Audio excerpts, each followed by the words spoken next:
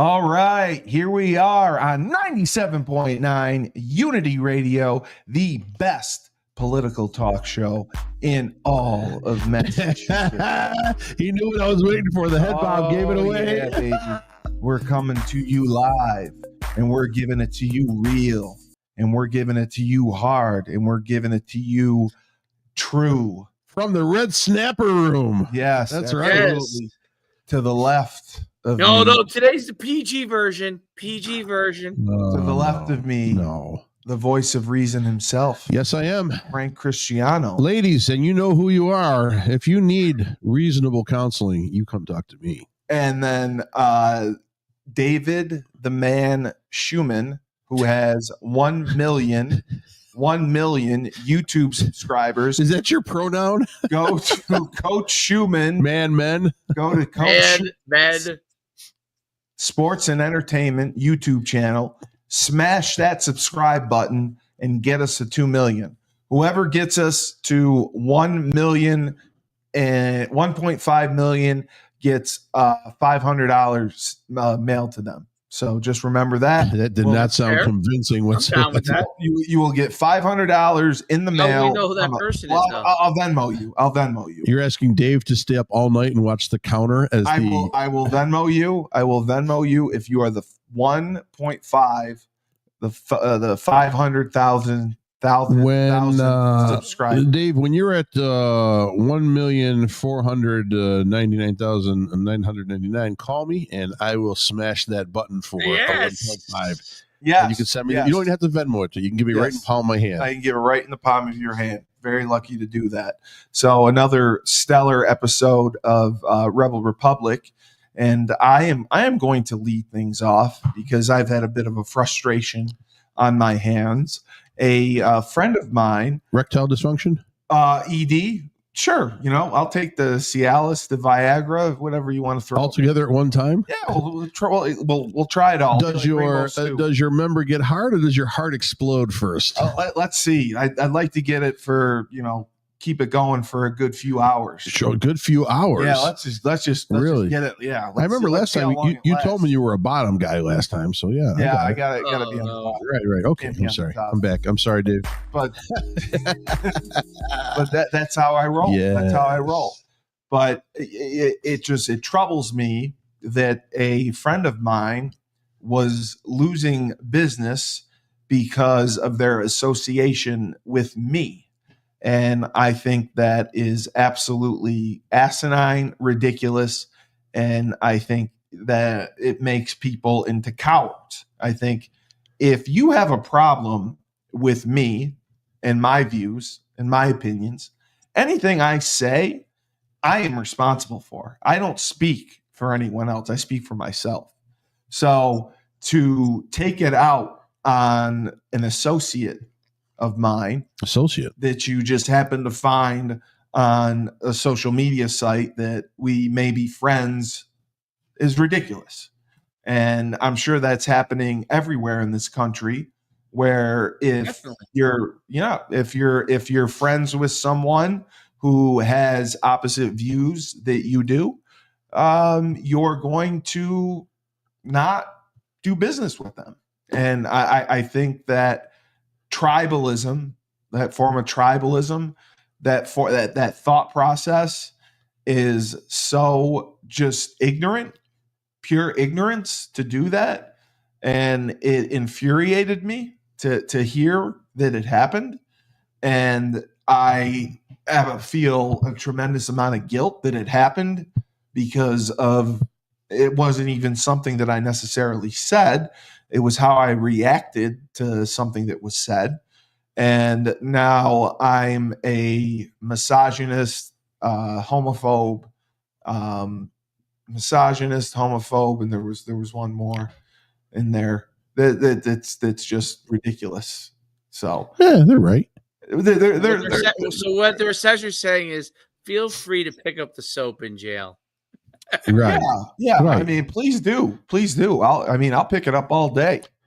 I have no fear. You know what? Hey, great opening monologue, by the way. I think that's a great opening monologue. Opening monologue. Yes. I think why can't we have differences of opinion. You're not allowed to. Not automatically go into you're a bad person because you think differently than me. That's what it's called. It was called a bad person. But boy, that's Steve Cully. He's really changed. He's a terrible person. Well, prison has done that to you, and I hope you didn't violate any of your parole restrictions. Where's the prison coming from? I didn't go to prison. You just got out. I didn't just get out. You didn't? No, I didn't go I'm to sorry. prison. I thought you did. I didn't go to prison. I would love to go to prison, but the fact that it would take money out of the pocket. Were they mad that you entered the female deadlifting competition? And well, I never said I was transgender. I said I was non-binary. Does non-binary mean I can be trans? I don't. You're laughing. You're gonna get in trouble. Just be careful. No, I'm just saying. We can get you into trouble quick. No, right. I know. You know exactly what you're doing. You're already a misogynist, racist. Don't push the issue. Oh, that's what it was: misogynist, racist, and homophobe. No, right. You were racist. The person said, "I didn't know Steve Cully was such a bad person, and a misogynist, a racist, and a homophobe." Right. And I want it really bothered me. You can't do any better. And I wanted to defend myself, and I couldn't in the way that I wanted to. So I've tried to in a separate way, just to say, if you have a problem and you go behind my back and besmirch me and smear me, you're a coward. I think you're a coward. I think you're a phony. If you really have strong beliefs against anything I say, how about we have a conversation about it? How about we speak? How about we talk? How about we communicate? That's what's missing from this country. I'm not going to talk to you anymore. I'm not going to associate with you anymore. Steve, it's my body, my choice. My body, my choice. It is your body, my choice. You can have your choice. When in doubt, just eat some ice cream. Absolutely. I'm going to eat plenty of ice cream. Absolutely. I'm going to eat plenty of ice cream. I'm going to eat ice cream out of Frank's ass. Talk about that picture right there. Talk about a misogynist, racist, homophobe. That's the guy right there. So I don't even know what's a misogynist. You hate women. Hate women. Okay. Right. Okay. So I don't hate women. I've never been called that. You do. You do. Deep down, you do. Your sexual frustrations have brought you to hate women. No one's ever called me a homophobe because Well, that you wouldn't know what it meant. You wouldn't know what it meant. So I know what it called means. You that. But people like you guys suggest that I'm a homosexual. So how could I be a homophobe?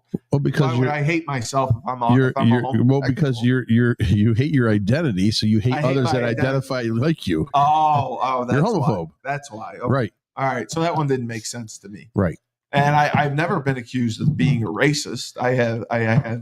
We know. I have friends of all frames of life, of all cultures. In dark circles, you are known as a huge racist. Huge racist. Yes. Huge racist. Okay. Yep. So all that was true. Basically, I think they were spot on when they did the analogy of you. So I don't know why you should take offense to that. You should actually wear it as a badge of honor. I will wear it as a badge of honor. Okay. I'm going to get a T-shirt made that, hi, I'm a misogynist, I'm a homophobe, and a racist. MHR. And I'll wear it as a badge of honor. Yep. So I just, as I said, I think that should affect me, come at me, affect me, hate me, attack me, call me names. You want to affect our business? Well, just my business. They can't get to you. Sure, they can. They have to get to somebody. Message me on Facebook. They can get to me. That wouldn't have the same effect as exactly. if they come after the person that you. Sure. Yeah. Like, if they love, whatever. But if they go after that person, and that person says something to you, now that has a greater effect because that would be more damaging to you as they're proven correct. Well, as what's happening, as opposed to if they wrote you something, you wouldn't even or said something to you, you probably would just brush it right off. You wouldn't even care. But they went to somebody that you care about, And that is the Democrat tactics. Yeah, go after the intermediary that can affect the person directly, because if you went directly to the person, they would not care. But if you went to somebody they care about, and then it's family too. And then why do you think they threatened the lives of Stefanik? And why did they go after to Trump? What is it, Trump that or Stefanik that cares? No, the death threats scare the family. The family says back off. Right? That is what the person cares about. So that's and my father deals with it too. My father deals with it. What did the mob do back in the day? What the mob used to do back in the day? Threaten your family. They'll take your right. So you swim with the fishes. The usually the first thing that is yelled out sticks. Right. Meaning that how in the media, social media, or even in groups. Trump is a Nazi. So if enough Democrats said Nazi, everybody believes he's a Nazi. Exactly. So, they're throwing stuff out at you just to see what sticks. Sure. So and I know. You just talk your talk and do what you believe is correct, and it will come through that you are not what the person that they are claiming to be. You are your own person. And that's what I'm trying to do. And as Chris Bellamy said eloquently, I am the best podcast host in the universe. And with that comes people are not always going to agree with what I say. That's correct. And responding to that is very important. Hey, we talked about. I just wish it affected me. That's all. It you know what? It'll all smooth out in time. Like the person who gave you the bad Google review. Are you going to lose sleep overnight that they're not going to come to your pizzeria? I could care less. First of all, the guy's probably in Iowa. You know what I mean? They're doing it to do it. That's the irritant and the ointment. That exactly. They play the victim. I don't. Squeaky oil gets the wheel. Right. I don't care anymore. Right. I don't. Here's my thing. I'm a reasonable person. I mean, I like to talk and get along with everyone. Last thing I like is an enemy. But bottom line, I won't support or tolerate insanity. Well, it's ignorance and insanity. Right. And so insanity has really come to the forefront in the last few years. So bottom line, if I disagree with stuff, it's because I am not mentally insane. And you also predicted that if the Democrats lost this election, they would go insane. Without a doubt. But they were all waiting for it. The memes were all out there. People were videotaping, losing their minds and going crazy. And it's fantastic.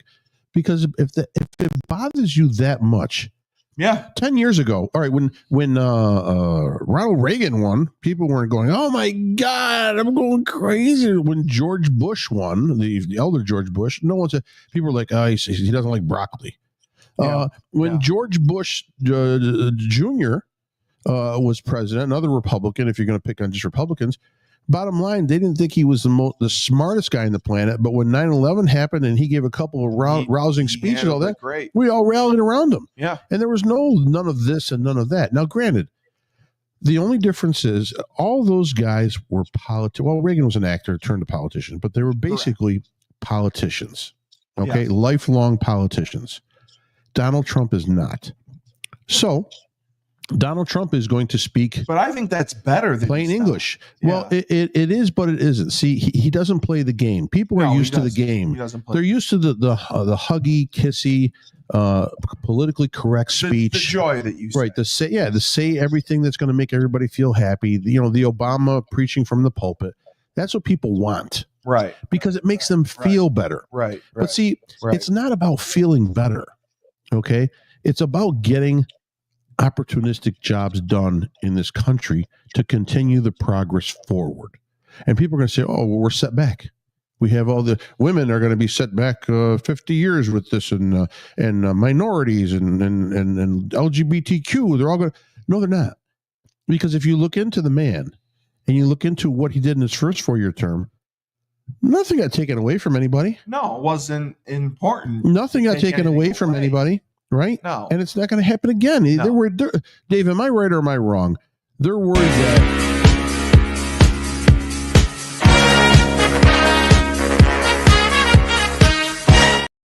Sorry, you're right. You're right. I just had to. You're darn on right. Just saying. Now I lost a train of thought. Am I right or am I wrong in saying that basically everyone said that he's going to put his political opponents in jail once he's in office? It's so absurd, dude. It's what he's going to do is right the ship. That's the biggest thing that he's going to do. What is the biggest complaints? We want to have our purchasing power be able to purchase more. Okay. Correct. We want inflation to come down. We want our borders to be safe. We want we don't want chaos in the world, right?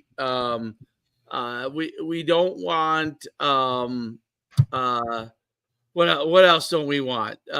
We don't want to worry about. Well, it's the economy, it's inflation, it's the border. I think I nailed the three big things. And the abortion issue. Well, abortion is not probably going to get touched, period. I don't know how they could. Yeah. I mean, there's not much that Trump can do to affect abortion, right? I mean, it's already been voted at the Supreme Court. And it's a conservative, and they voted for it to be at the states. I don't think there's going to be one there. I'm trying to think of other major things. I mean, covered the world. I covered immigration. I covered. Well, I mean, Israel, Hamas, and Ukraine. That's the world. I kind of rope all that into the world. Yeah, they're different. They're different issues. I mean, look, you got Biden, walking out of the building with the you see the New York Post had it on the cover. Walks out with the pro-Palestinian book that apparently he's reading, the 100 Years War. That basically is anti-Israel book, and then Biden's walking out of it in plain view, obviously for a reason to antagonize people who are pro-Israel, to send a message. That kind of that kind of pettiness is so absurd from Biden. The whole pitting people against each other. That's what Biden does. Biden is one of those politicians that's been a lifelong politician, manipulating his way to take advantage of the people and do everything for his own gain.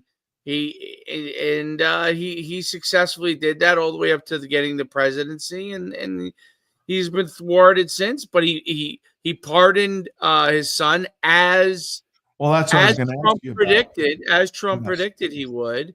Now, in all fairness to Biden on that one, if that was my son, I would pardon him. Of course, anything for your kid. Yeah, I would pardon him. I mean, I don't know why. But his kid wasn't in jail, though, was he? He wasn't in prison. Well, he was being charged. They didn't want him to be prosecuted and put in jail. So he's pardoned. The biggest part and the biggest problem with this pardon is that it eliminates any follow-up on President Biden being tied with any of the illegalities that his son had done by getting third-party money from foreign countries. So it wipes out everything, so they can't go back on him. That's why he did it. He did it because it's his son. But his advisor is like, listen, Joe, wipe the drool from your face and then give your son a pardon, because bottom line, you'll be able to absolve yourself as well. Your family will be free and clear. Nobody cares. And that's what they did. So that's the biggest thing that this pardon has done. Yeah, no, I would have done too. If my son, absolutely. Well, you got the power to do it. You know, it confuses me. Purchasing a gun and failing to pay $1.4 million. Can you see his name? I could see I can't really see it. Rachel Levine, the Health and Human Secretary for the transgender general. Have you seen him? No. No. We have a transgender general. Yeah. Let me type in it because I may have, and I'm just not. Rachel Levine. Oh, yes. That's the person that Witch Cult's replacing. She's the Health and Human Secretary, but for the military, I don't know if it's a human services for the country. Maybe it is for the country. I think it is for the country. Yeah, so that's who RFK is replacing. Right. That's what confuses me. You wouldn't want RFK there. You would rather have that person represent what human services means, health and human services. I don't know. That's what confuses. See. And it's not just appearance, it's thought process as well. But that's what confuses me with a big fraction of this country. The thinking is just, I don't know. It's insanity. Yes, they're not willing to look at what the content of the character is of the person. Martin Luther King's whole philosophy of content of the character of the person and who they are and not what they look like and all that kind of stuff has gone so far out the window. And it's funny because they try to flip it around. It's this gaslighting thing where it's like, you're a racist, you're this and you're that. Meanwhile, you're the one, they're the ones trying to separate people. Like they're trying to put this group in this corner and that group in this corner. Yeah. This and want them to battle each other. And I mean, that was what to me was so great about the campaign. And obviously now Trump has to go and enact a lot of those things once he gets in.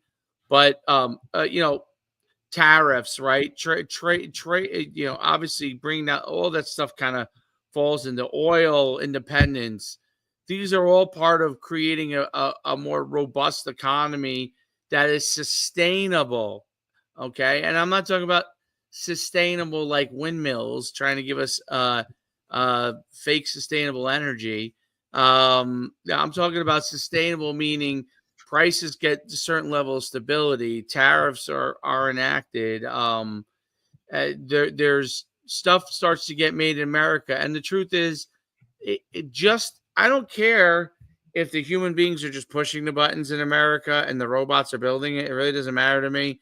It matters that the prices will be cheaper if it comes from here, probably better made, versus if it's made over there, where they probably copied a product that we made over here, made it more cheaply over there, using the same robots and humans pushing buttons. Okay, and without a tariff, there's a problem. So, I think overall that has to be a thing, and I think that you got.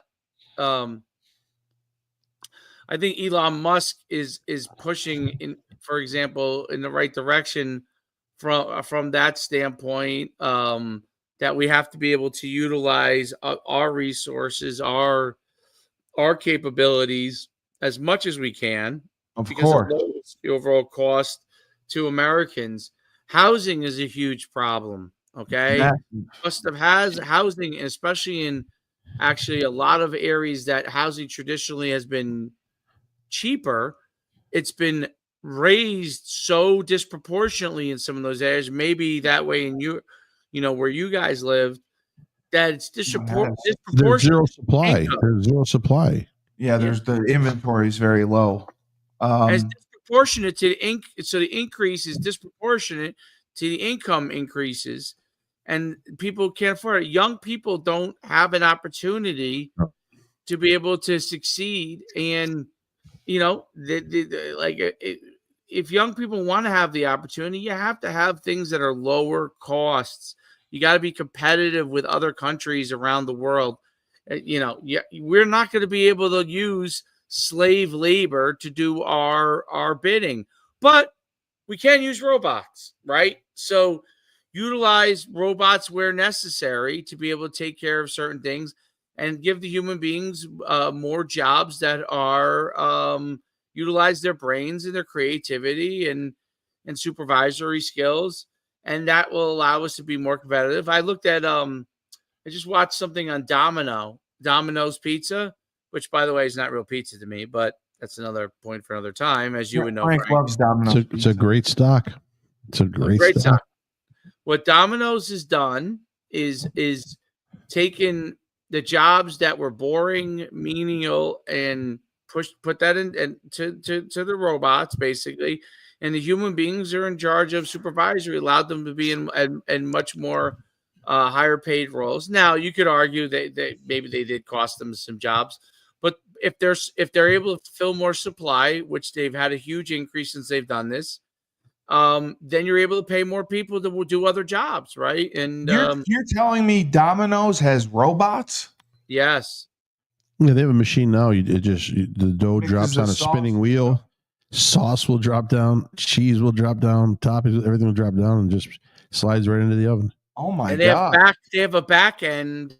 I think they're in Indiana. They're I can't remember where their main hub is, but that back end like refrigerates the dough. It puts the pizzas out. It sends it out to the distribution centers, which essentially is the stores, I guess. And it goes out to the stores and it comes out to them fresh. And then they know the demand of each store of how many they need to have out to them each day. It's pretty intricate system. It is an amazing system. I don't know how good the pizza is. I haven't had it in years. No, I can't. Listen, you can't get a robot. No. Okay. I agree, Dave, but I disagree. I'd rather see humans do all work possible. I'd rather see zero unemployment. It would never happen, but I'd rather see zero unemployment. I'd rather see more people into trades. Granted, that raises the cost of everything, but in turn, like even with tariffs, I mean, I think the government will do subsidies for many parts of this country to be able to offset any losses in tariffs. So there's got to be a way to balance it out, but I think we all need to be to work. Physical work. Yeah, I mean, we're missing that way. I can't. I'm in the small retail workforce right now, and I can't find anyone to do anything manually. Are you serious? That was why, by the way, Domino's. That was why Domino's went to robots. Correct. I understand that, but I think just broke in the new chef. I think if you force people to have to go to work, in other words, there's not as many government aid programs. There's not as much assistance. They have to go to work. And then once you're working, maybe you can get some assistance. I think that's the problem. See, we say, somebody can't find work, so we got to give them assistance on that. My thing is, there's work there. They don't want to take that work because they don't like doing that kind of work. Well, so they'll just go. Think they're worth more. They'll just go and collect a subsidy from the government. You're right, and worth more or less. What Steve said is the case. Right. But you know what? With no education level, no skill level, minimal talent, what are you worth? There's a lot of people that don't have a skill, don't have a talent, don't have a diploma, but they still refuse to work. Correct. Because they can go to an office once a month, fill out an application form, and they can get government assistance coming in. As long as they show that they're trying. Right. So there's work there. They just don't want to do that kind of work. So would you say that you're currently understaffed? No, I'm okay right now. Okay. I'm okay, but I can't find, there are periods of time where I just, you got nobody wants to do anything manual. They don't want to lift. They don't want to push. They don't want to sweep. They don't want to mop. They don't want to wipe. They don't want to build anything. They don't want to do anything. They just want to make pizza. They want to be on social media. They want to be on their phone. They want to be on they want to be a YouTuber. Well, do you have they want to do anything they can do. Damn YouTubers. Damn YouTubers. So especially you, Dave. Do you have a no phone rule? No, what's that? Do you have a no phone rule? No, I allow them to bring in their phones. Because, you do? Right. I did that before where I would tell them no phones, or I would lock their phones up when they come into work. I just put it in the drawer. When you go on your break, you can go get it.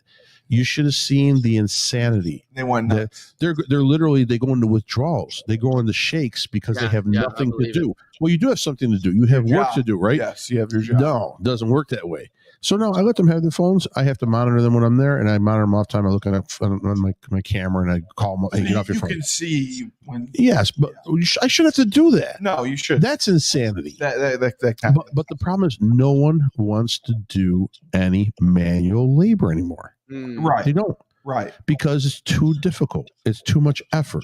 It's too much time put in. And I understand that. It's tedious doing manual jobs. It's tedious doing something that you don't love. Of course. But bottom line, you got to pay bills. How are you going to eat? Yeah. Right? How are you going to feed your family if you have a family? So there's got to be a give and take in what you're going to do. But the thing is, no one wants to do that. I really think there's got to be something from the government for every person that is employed under a certain level of income, let's say under $70,000, $80,000, maybe under $100,000, the government will set up a 401k for you and will participate. That would be something if they actually right. So now now you work at McDonald's because that's the skill level you have, or that's all you can land right now. You have incentives. You're going to get a retirement plan from the government because you are working, right? Maybe you'll get medical, some kind of medical. That's another thing we have to for working people. How do we get socialism? It does. But I'm telling you, on certain issues, I am more of a socialist than I am a capitalist. I'm definitely a capitalist in my heart. As far as medical care, medical care, employment. I want to see everyone working. I want to see everyone, because it's not fair. It's not fair. You know what? I'm miserable working, but you don't have to work because the government's going to send you some money and you're happy making, peanuts. But don't you think that the unemployment rate, of course, would go down if there were more? I mean, there's so many opportunities out there. There's so many programs out there to get people jobs, to educate people. They don't want jobs. They don't want jobs. They don't want to go to trade school. They don't want to work. The basic person does not want to work. If they could, they want to do that. Just hang out. They want to go. They just want to hang out. Go fishing, read a book, go to the gym. Just walk. Yeah, I'm telling you that they don't. The average person, even my neighbors work, right? So right now, I know maybe 75% of neighbors are like, man, I just wish I could, not work it. And they worked for a while, 20, 30 years. I wish I could just not work anymore. I don't want to do anything. They want to retire. But now the average person at 25 years old wants to retire. Well, they expect to make a lot of money right off the bat, and if they don't, they won't work. They won't work. And so how does that work? How does society move on unless we go to robots? If we go to robots, then we're right back to where I was talking about, Dave, a couple episodes ago, where realistically it'll be like that movie I, Robot. The robot will do everything, clean, cook, and all, and the government sends you a couple grand a month to sit at home. That's basically what there is a level of that. Elon Musk has already said that's going to happen to an extent.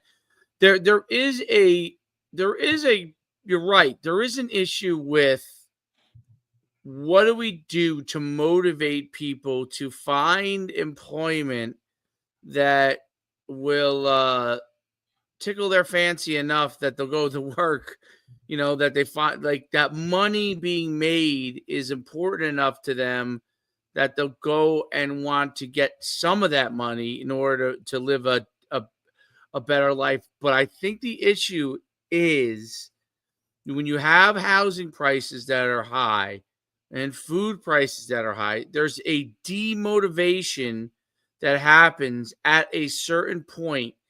And that is why there has to be more creativity and opportunities. So this is the biggest problem. You have a huge issue where the gigantic corporations have a high level of success, and people like you, Frank, or me, or other people that operate smaller businesses are much more likely to fail than ever before because they can get kind of what you do from some bigger corporation, right? Sure. We talked about Domino. Let's use that example. First of all, obviously your pizza is going to be 10 times better.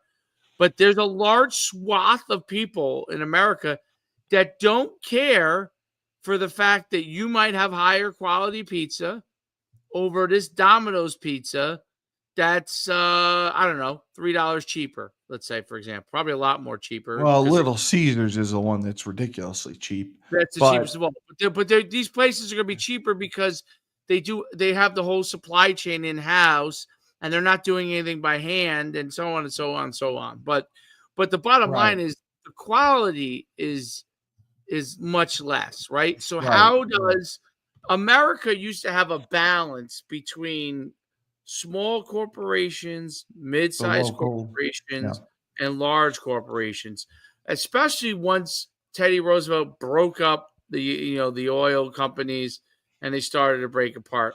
Well, in the long run, all that really happened was he just created 6 gigantic oil companies. It wasn't like you created all these mom and pop oil companies. You just created those ones who got broke up became the 6 biggest oil companies in the world or whatever, right? Like one became BP Oil, Exxon, so on and so forth.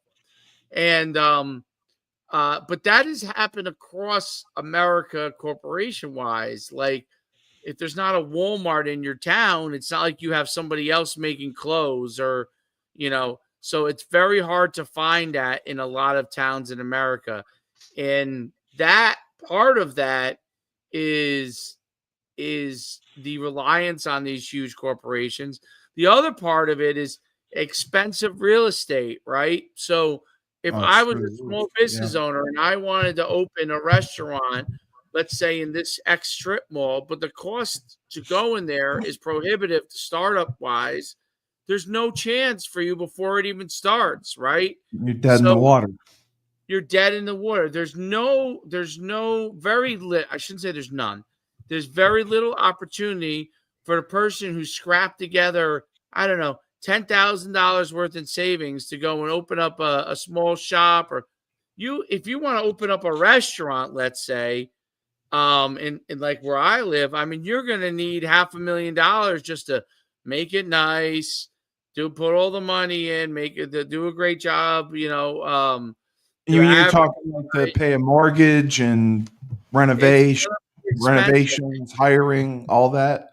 Yeah, and these people who own the strip malls, or they'll sit on that property versus put somebody in there for less amount. They'll sit on it, and pay the mortgage till a liquor store, Circle Liquors, or a big, Jersey Mike's, till one of those chains come in and anchor their store.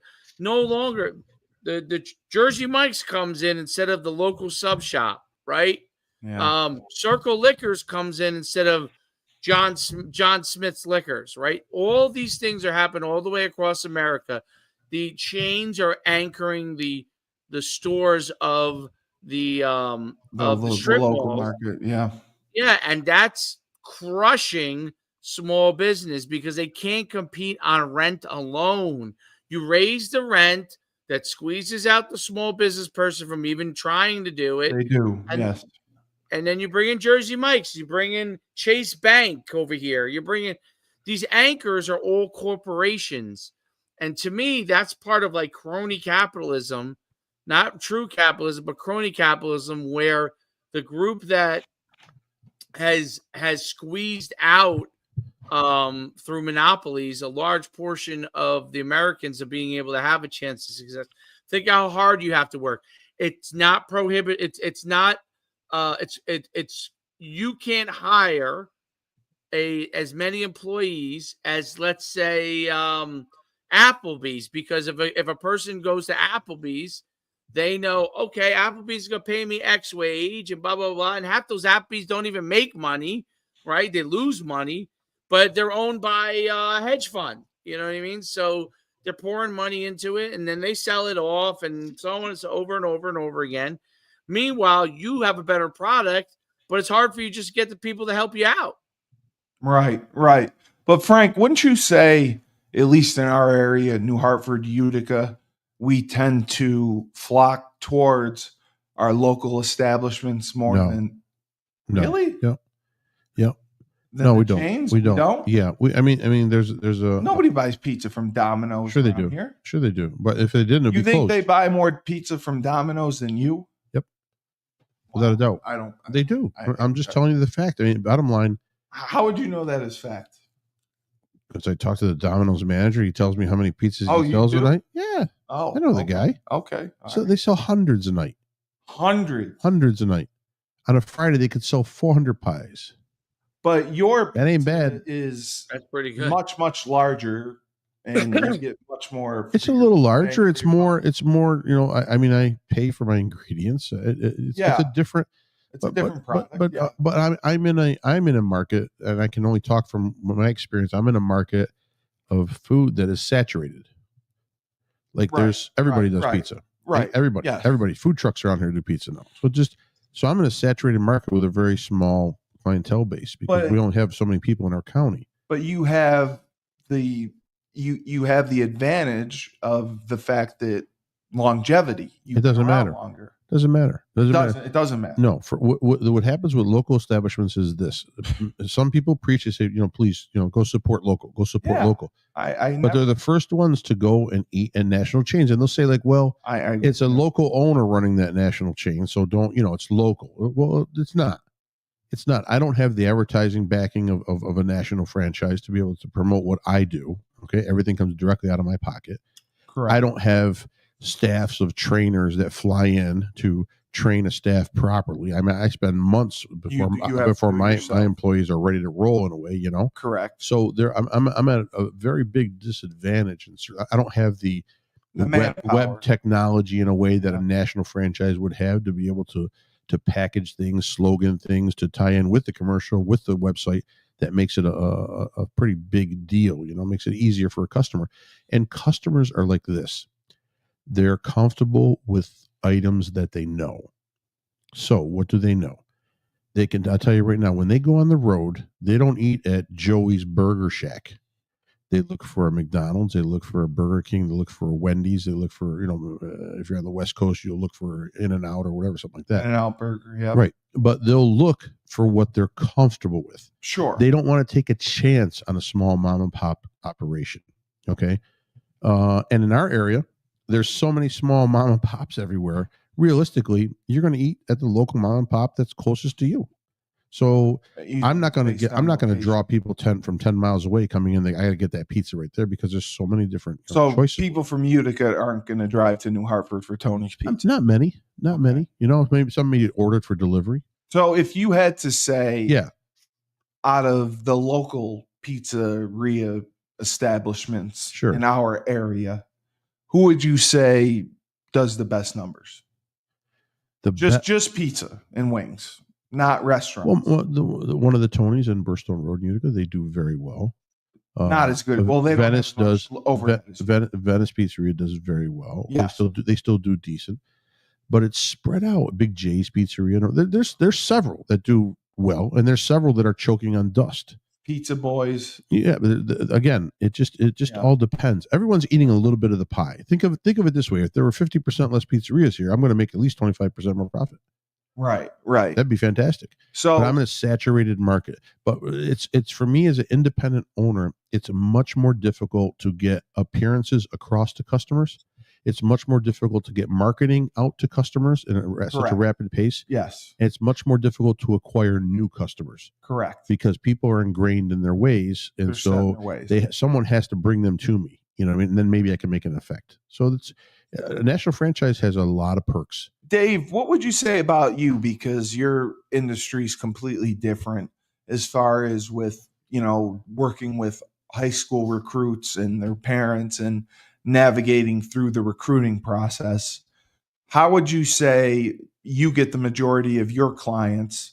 And would you say that your client base has gone down to national recruiting services? Well, national recruiting services is where most of the people go to. So, they do, right? Yeah. So, but I mean, for your area, you're still the guy. Yeah, but they still all go to that national recruiting service. Like I can't tell you how many times over and over again. It's a comfort blanket. It's a comfort blanket. Yeah.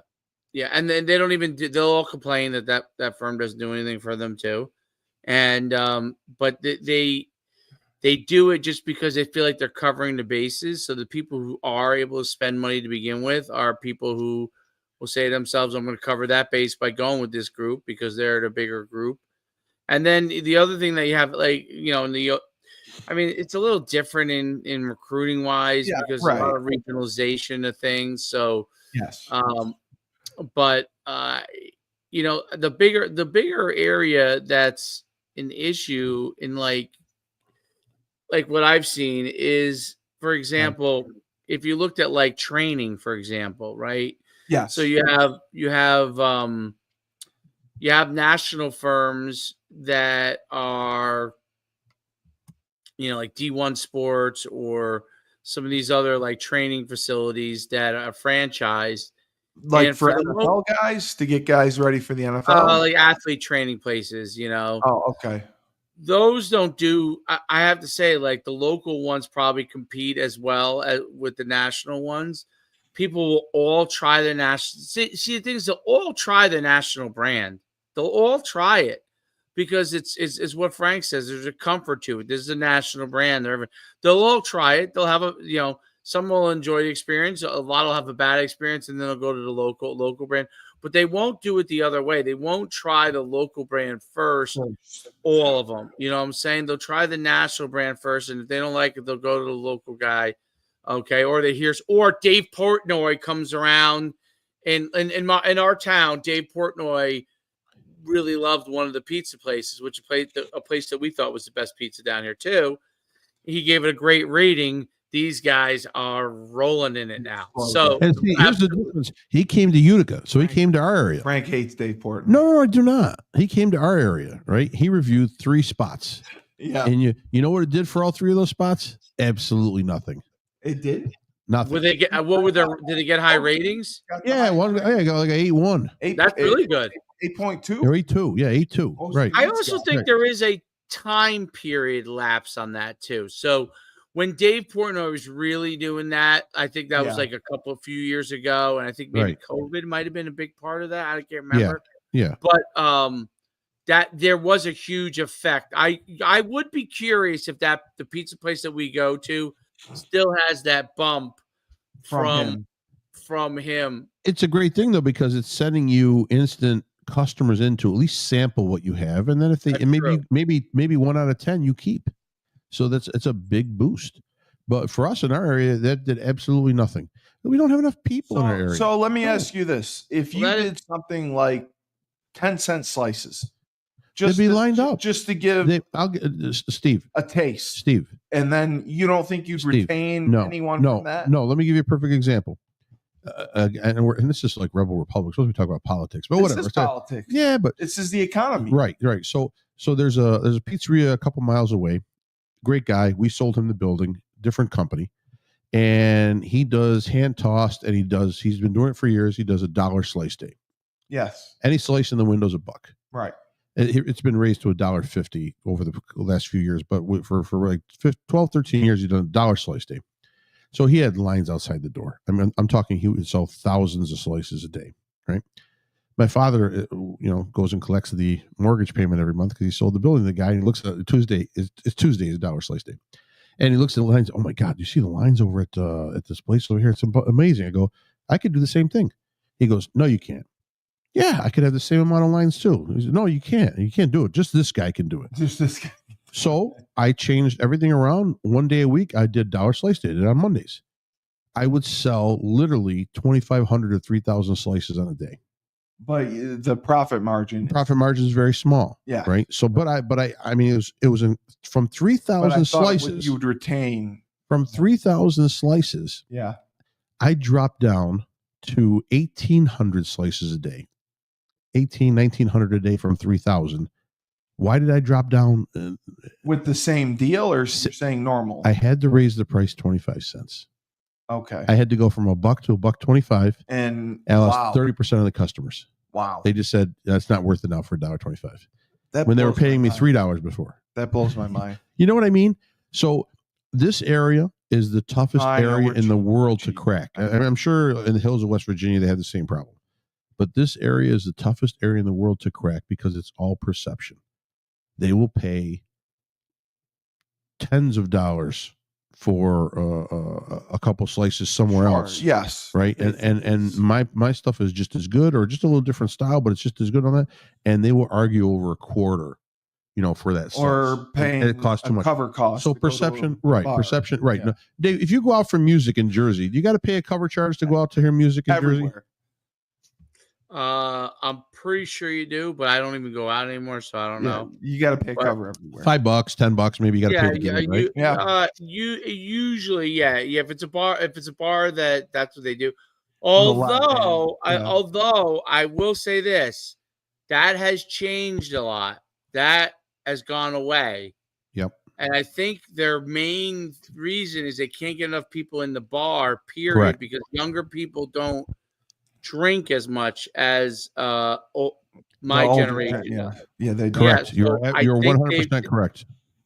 So it seems like it's gone because I'm next to the next town to me, like is Red Bank, which is a pretty Yeah. big. People go out there and eat. We go there, eat a lot, and I know like one of the guys who used to coach with me. He like works at a bar, and I noticed they don't really have like covers at a lot of these places anymore. So I'm guessing. So now some of them do. There are some that do, but those are probably the most popular ones. Yes. But kids don't drink as much anymore. That's the bottom line. They No, just right. they don't. They'll just stay home. Right. And They get high. They get high, dude. Yeah, Right. smoke weed. Right. Yeah, you're right. $5, Dave, at the door. It's like I'm having them sign over their firstborn to me. Yeah, it's like a mortgage. $5. Really? Yeah, No it's lie. crazy. It's ridiculous. No lie. If you have a salute. comedian, they don't want to pay like $5 to see. A comedian, we would charge, I think it was $10, $12 for a $15. ticket. They didn't want to pay $12. It's insane. They don't want to pay $12. And they got to buy 2 items when they're there, a drink and an appetizer or something. That's how you make your money. You don't make it on the cover charge. Hopefully that pays the comedian. Yeah. But they don't want to pay that. They don't pay anything. They don't want to pay anything. But if someone comes in and gives them fluffed up shit on a platter, you know what I mean, with a lot of social media bang behind it, Right. they line up like it's Right. like they're sheep going to the slaughter. So, Dave, you're saying that people will go to national recruiting services first and then come to you after if they don't get the results that they want? Yeah, in Or the general, attention. yeah. I mean, I mean, recruiting's a hard kind of business to compare Very to hard. like It doesn't. compare to like traditional Yeah, retail or anything like that because it's a different It's type of business. very And different. it is a much more of a relationship thing. It's a network connection. It is, but the best way I could equate it is this: if you could go to a camp that I run, or you could go to Syracuse's camp, who are you going to more likely go to? Well, Syracuse. probably Syracuse's one day camp. Syracuse. Yeah, Hands right. down. It's a name. It's a name.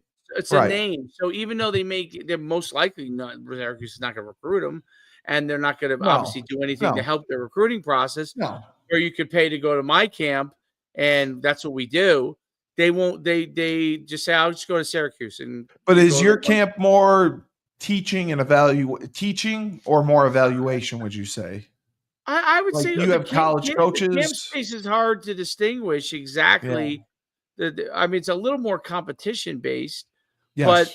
But the big issue is that if you go to one college camp, that's who you're getting to look at recruiting you. Okay, maybe there's a few other colleges there.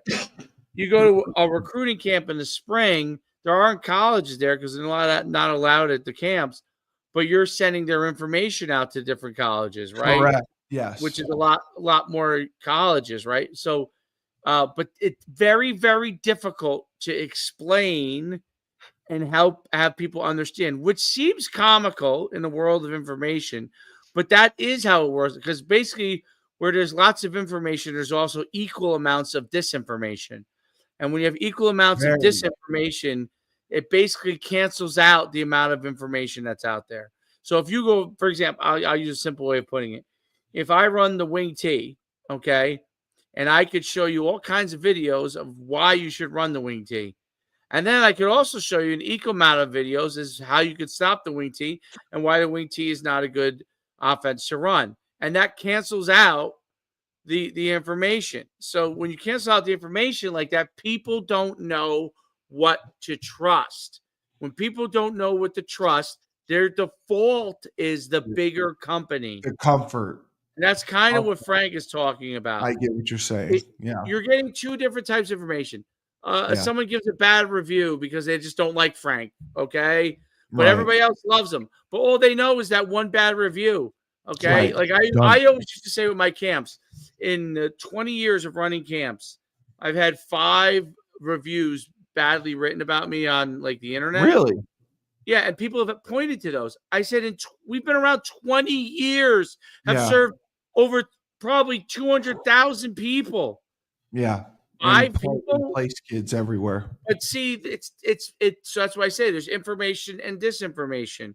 So the disinformation can cancel out the information, and when that happens, it's the same thing that happens when you're toting your side on the Republican side, and the Democrats are toting their side. That's why it's hard to get people to have a conversation. That's why when you have like a one-on-one conversation like we're having, we have a much better opportunity to sway people than you would if you're having a conversation one-to-many, because they're just kind of entrenched. And so whoever doesn't like you, doesn't like you. Whoever does like you, likes you. That's pretty much it. Very few people are moving. But that is trickled into in my opinion, is trickled into business. It's it has. It's part of the economy. And there are a lot of positives that big corporations. There are plenty of positives of some big corporations, right? But there's also a lot of things that are negative. There has to be a balance. That's Correct. the problem. There isn't balance in business. And without balance in business, the bottom line is big corporations win.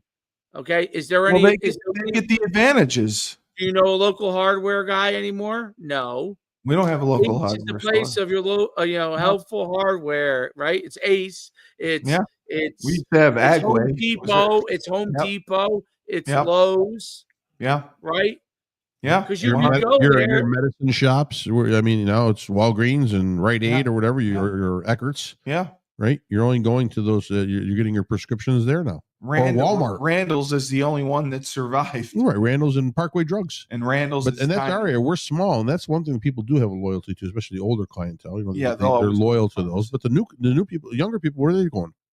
But going anywhere they can. And do they can pay they can pay the pharmacists, right? They can pay staff pharmacists to come in there. But Dave, do you think that Trump will give breaks or give money to small businesses, to local businesses, to help incentivize people to open more businesses locally that aren't corporate, that aren't those big brands? I think he will try. I could tell you this. You know what wiped out small business? And it was like a big finishing blow to small businesses in America. COVID. Okay. Yeah. COVID forced small businesses to take out survive. Yes. EIDL loans. Okay. Yes. To take out although the PPLs you didn't have to pay back if you had things done the right way, but they're forced to take out these loans that they can't pay back, and they just close up shop. Instead of fighting, I'll go get a quote unquote, I'll go get a job. I'll go manage Domino's instead of me having, I'm only making X amount for my own restaurant each year. I'll just go manage the Domino's.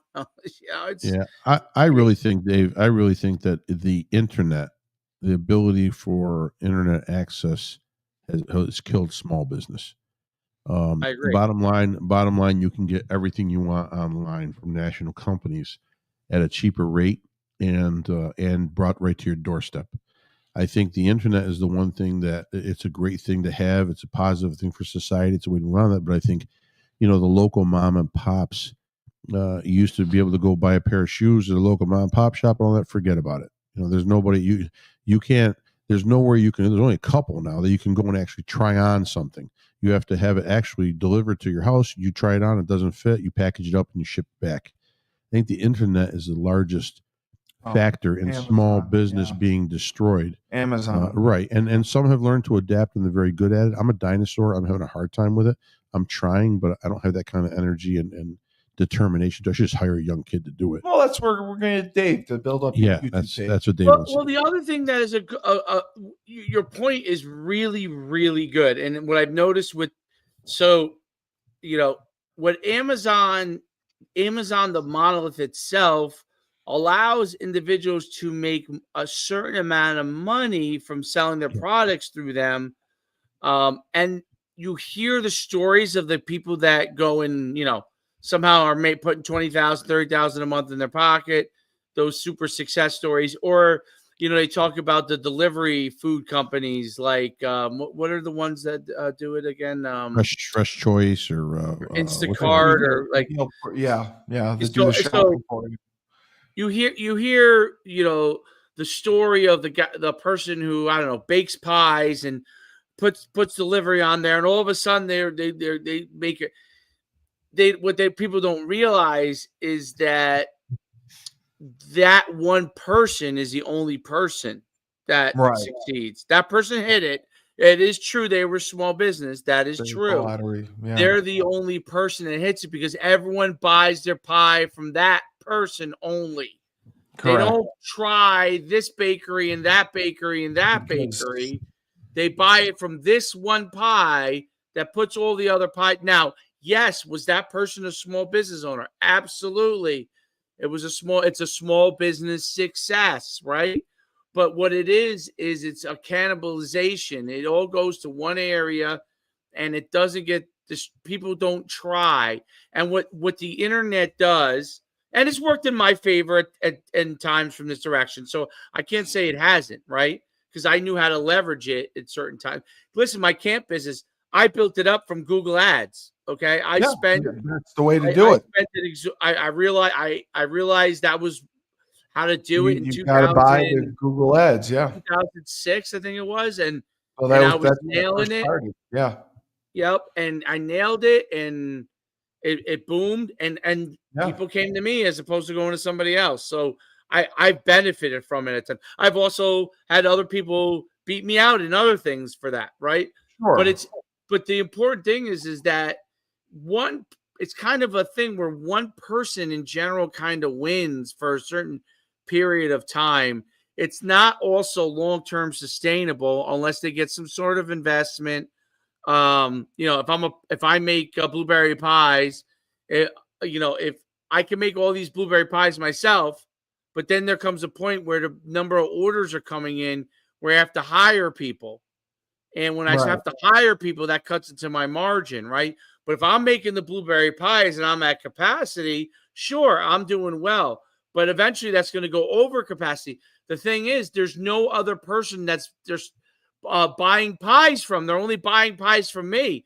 Eventually my quality goes down. I hire more people. I try to ramp up. If I don't get investment, I'm really in trouble, okay? My quality goes down. People stop buying from me. And until the next person comes, so it's not a sustainable ride. It's a temporary rise in fame, and what you end up happening is small businesses find a product, and you'll see people on the internet talk about that. You constantly have to do this now in business. You find a product that succeeds, you ride that success as far as you can ride it. In the background, you have something else that you think maybe the next thing to succeed is that starts to drop.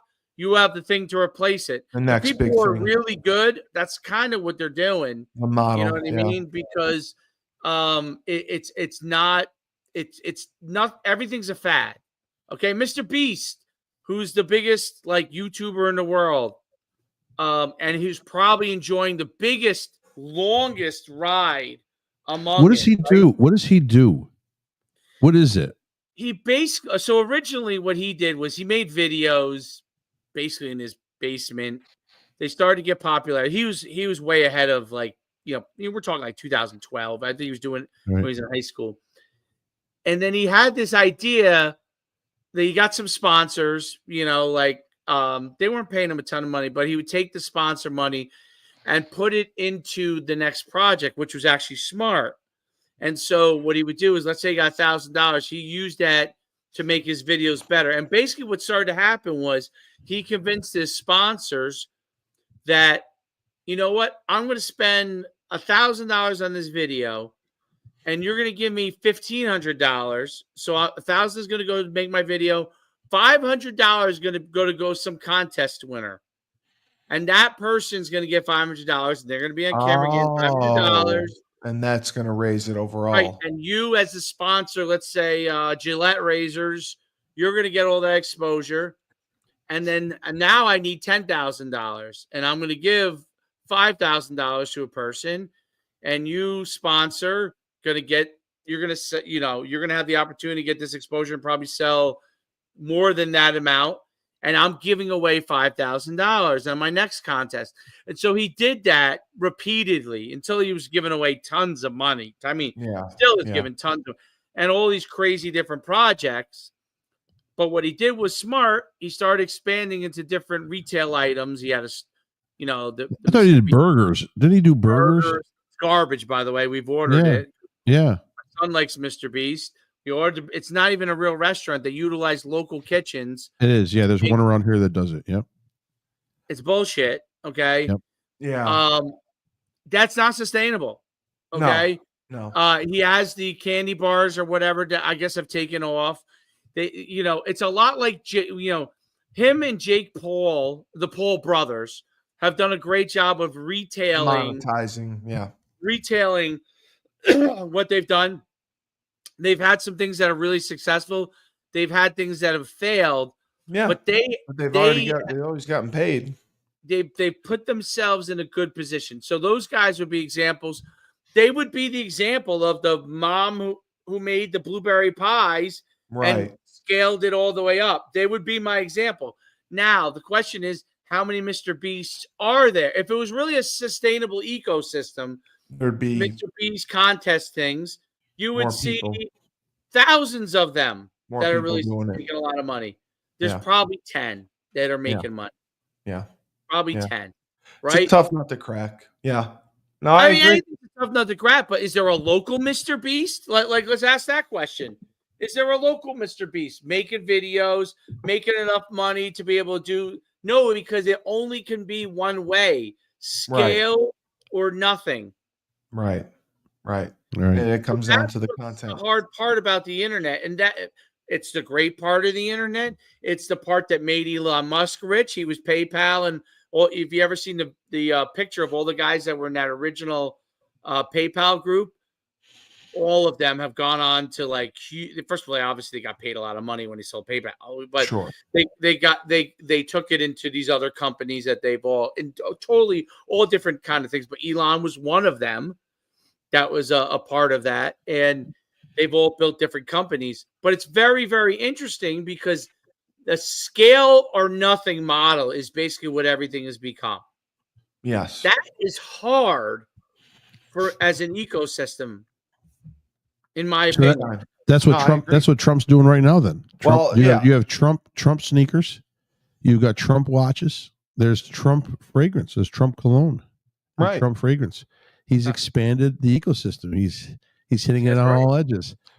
Genius. So, Frank, I will give you the last word. Yeah. Do you think Trump coming in the office will make a big difference on helping small and local businesses grow? Well, you think that's part of I think when people have more money in their pockets, small business grows. Right. So I think, yes, there will be an effect. I think it'll be exponential once he lowers fuel costs. And I say him, but I mean, it's a concerted effort across the board to get energy costs, fuel costs, everything down.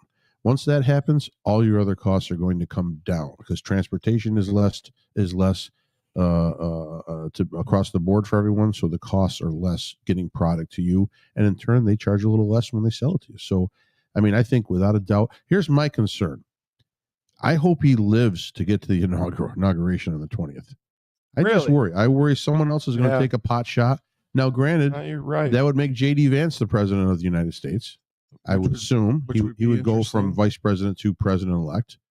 So I don't know if that would, be a desensitize someone from doing that because J.D. Vance might even be you got a smarter guy in there.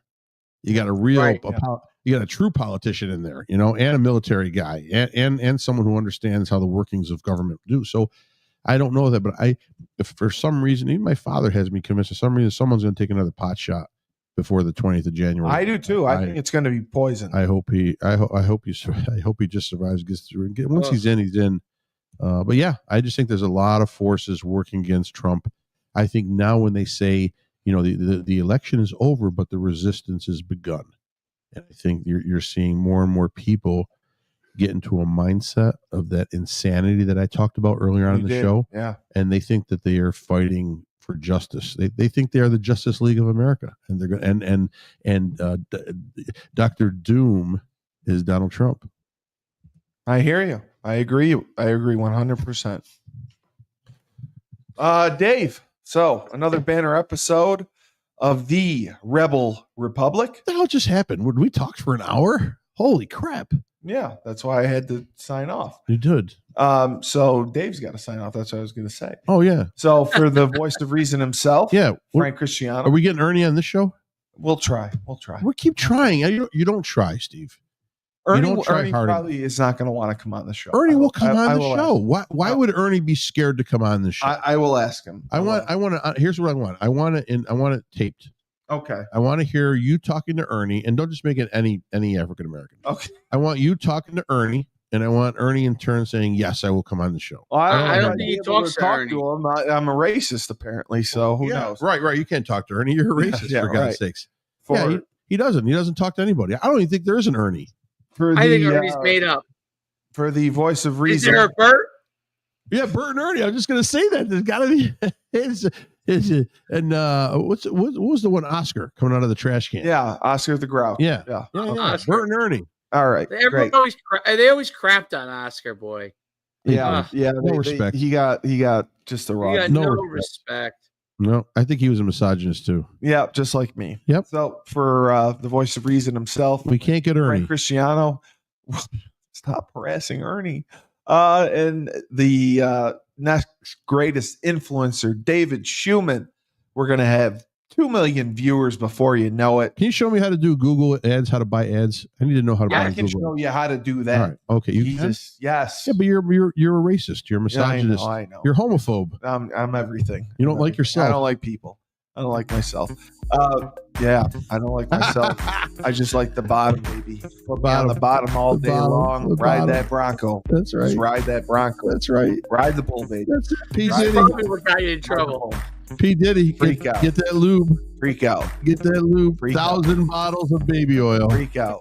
This has been Rebel Republic. Oh, we lost 97.9 Unity Radio. I'm your host, Steve Cully, for Coach Schuman. Remember, when life gives you lemons, don't make lemonade. No. Take 2 oranges and throw them back at life.